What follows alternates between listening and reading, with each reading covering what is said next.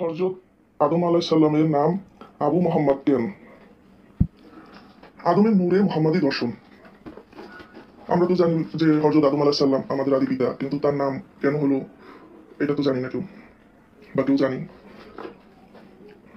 আল্লাহ রাব্বুল আলামিন হযরত আদম আলাইহিস সালামকে সৃষ্টি করে সকল জ্ঞান শিক্ষা দান করেন। জ্ঞান লাভ করার পর তিনি আল্লাহর নিকট আরজ করলেন, হে মাবুদ, আপনি আমার কুনিয়াত আবু মুহাম্মদ অর্থ মুহাম্মাদের পিতা নাম রাখলেন কেন? এর ভেদ ভেদ তো কিছুই বুঝলাম না। আল্লাহ তাআলা বলেন, হে আদম, উপরের দিকে তাকাও, তাকিয়ে দেখো। আদম আলাইহিস সালাম তখন মাথা তুলে আরশের মোয়াল্লার দিকে তাকিয়ে তার পর্দার নূর নবী হযরত মুহাম্মদ সাল্লাল্লাহু আলাইহি ওয়াসাল্লামের নূর দেখলেন। তা দেখে হযরত আদম আলাইহিস সালাম জিজ্ঞাসা করলেন, হে মাবুদ, তা কার নূর দেখেছি? আল্লাহ তাআলা জবাবে বললেন, হে আদম, তা তোমার সন্তানদের মধ্যে জৈনক নবীর নূর। আসমানে সে আহাম্মদ নামে পরিচিত এবং পৃথিবীতে তার নাম হবে মুহাম্মদ সাল্লাল্লাহু আলাইহি ওয়াসাল্লাম। যদি তাকে আমি সৃষ্টি না করতাম তাহলে আমি তোমাকে আসমান ও জমিনের সৃষ্টি করতাম না। নূরে মুহাম্মাদি সাল্লাল্লাহু আলাইহি সাল্লামের সৃষ্টির রহস্য। আমি এই ভিডিওতে দুইবার বলবো, তার পরবর্তী ভিডিওতে অন্যগুলি বলার চেষ্টা করবো। মহান আল্লাহ রাব্বুল আলামিন অনাদি অনন্ত কখন হতে তিনি আছেন, কবে পর্যন্ত তিনি থাকবেন তা যে কোনো সৃষ্টির জ্ঞানের বাহিরে।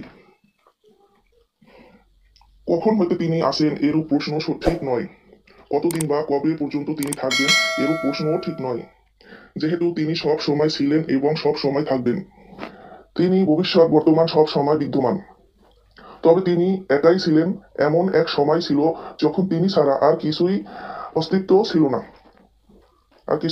ছিল না।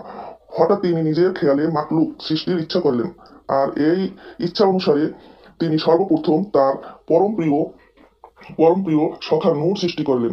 হযরত রাসূলের কারীম সাল্লাল্লাহু আলাইহি ওয়াসাল্লামের এক হাদিসের মধ্যে এই নূরের সৃষ্টিতে তার পরিচয় বিবরণ জানা যায়। হযরত আলী রাদিয়াল্লাহু হতে এই হাদিসটির প্রকাশ পেয়েছে। তিনি বলেন, একদিন আমি হযরত রাসূলের কারীম সাল্লাল্লাহু আলাইহি ওয়াসাল্লামের কাছে উপস্থিত ছিলাম। এমন সময় সাহাবী জাবের বিন আব্দুল্লাহ আনসারী রাদিয়াল্লাহু হুজুর সাল্লাল্লাহু আলাইহি ওয়াসাল্লাম সমীপে হাজির হয়ে আরজ করিলেন, ইয়া রাসূলুল্লাহ সাল্লাল্লাহু আলাইহি ওয়াসাল্লাম, আমার পিতা ও মাতা আপনার পদমে কুরবান হোক।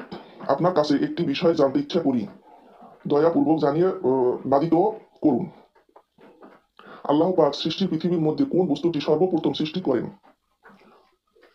জবাবে হযরত রাসূল করিম সাল্লাল্লাহু আলাইহি সাল্লাম বলেন, হে জাবের, আল্লাহ পাক পরগাধিকার সমস্ত কিছু সৃষ্টির আগে তার কুদরতি অপূর্ব নূর হতে তোমার নবীর নূরকে সৃষ্টি করেছেন। এরপর ওই নূরকে আল্লাহ তাআলার নিকটবর্তী কোনো এক খাস জায়গায় যত্নে রেখে দেওয়া হলো। সেখানে বসে সে আল্লাহ তাআলার ইবাদত বন্দিগি, মুরাকাবা, মুশাহাদা এবং সিজদা প্রভৃতি করে কাল কাটাতে লাগলো। এভাবে 12,000 বছর কাল অতিবাহিত হলো। বর্ণিত রয়েছে যে সে সময়কাল একটি দিন ছিল দুনিয়ার 1,000 বছরের সমান। বাকি অংশটুকু